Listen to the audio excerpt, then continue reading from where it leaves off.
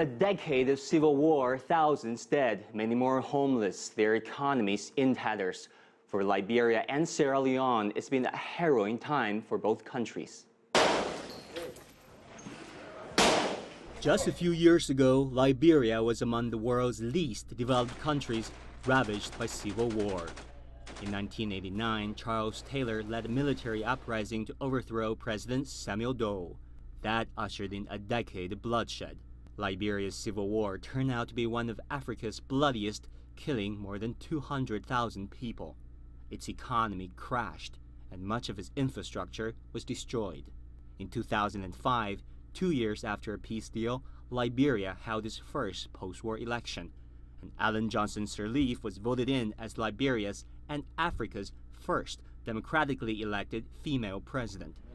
A decade of relative stability and economic reconstruction followed.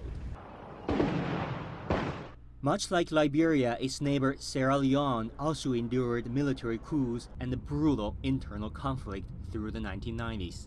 Pro-government forces and rebel groups fought not just for power, but for the country's valuable natural resources. More than 50,000 people died, and an estimated 2 million were forced from their homes. A stone so rare, men will do anything to possess it. The 2006 Hollywood movie Blood Diamond perpetuated Sierra Leone's stark image as a nation of war and atrocities. The civil war ended in 2002 with the disarmament of tens of thousands of rebels. Finally, for Sierra Leone, the wounds of war began to heal. It held 3 peaceful elections, and its economy grew under President Ernest Bai Koroma. But just as Liberia and Sierra Leone were getting back on their feet, a deadly disease struck. An epidemic of the Ebola virus broke out in early 2014, hitting both countries hard, killing more than 10,000 people in the region.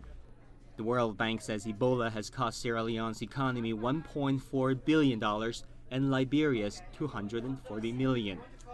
While the infection rate is way down in both countries, health authorities warn that the threat is far from over.